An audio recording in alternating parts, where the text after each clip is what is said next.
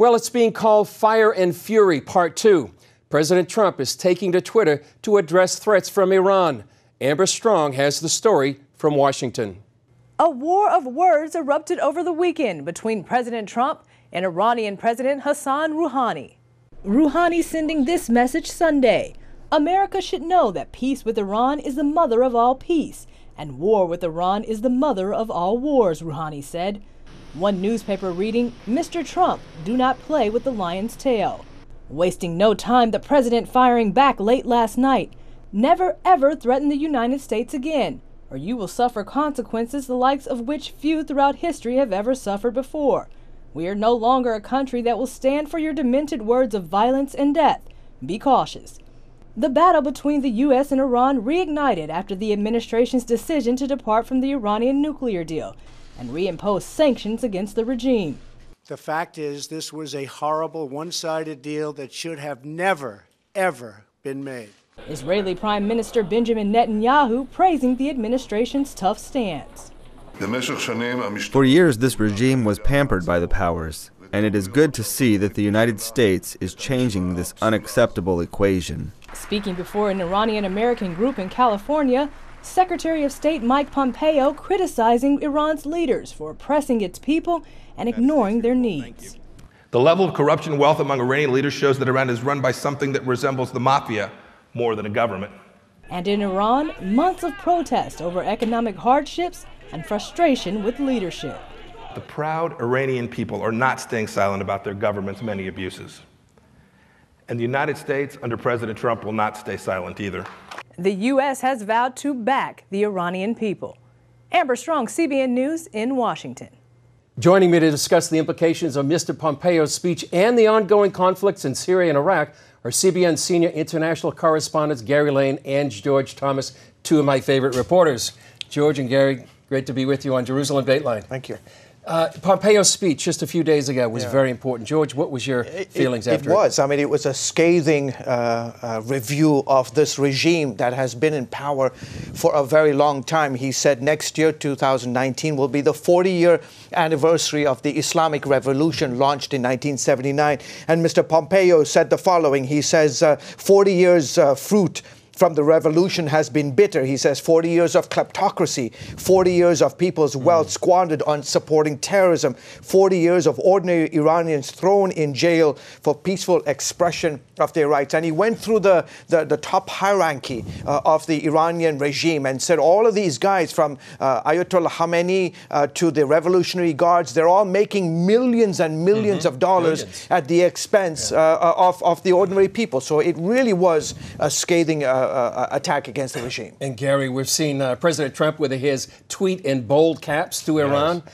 Do you see war on the horizon? Do you think the Pentagon's actually preparing for war with Iran? Chris, I think the Pentagon would say they're always prepared for war if the commander-in-chief calls them into action. I don't think at this point that Donald Trump is ready for war. I think we're hearing a lot of rhetoric back and forth from the Iranians back to the president. And you know, Chris, this worked for Donald Trump to get the North Koreans to the bargaining table. Kim Jong-un, when he said that there would be fire and fury on the North Korean, on the Korean Peninsula if he didn't respond. So guess what?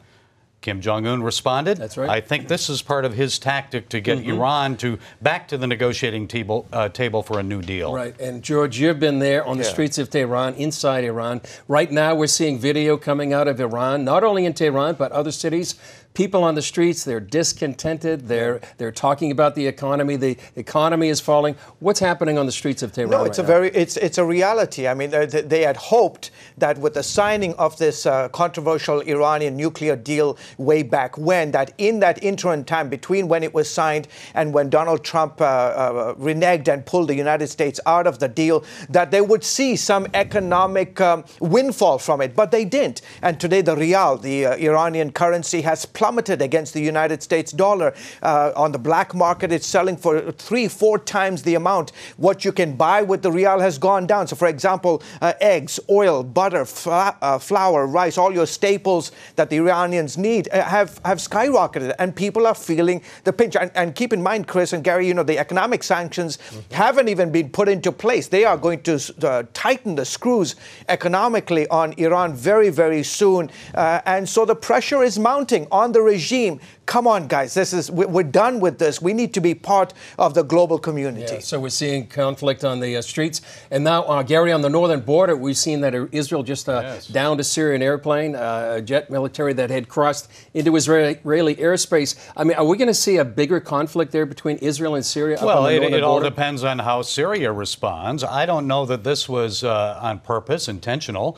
There was a lot of battling and fighting going on in the southern part of Syria, in Dara, and also in that area near the Golan Heights. So did the pilot intentionally cross into Syria, or did he just into Israel and then veer into Israel by accident? We don't know for certain, but we do know for certain that Israel will not tolerate any incursion into their territory, and that's why they shot him down. George, final question to you.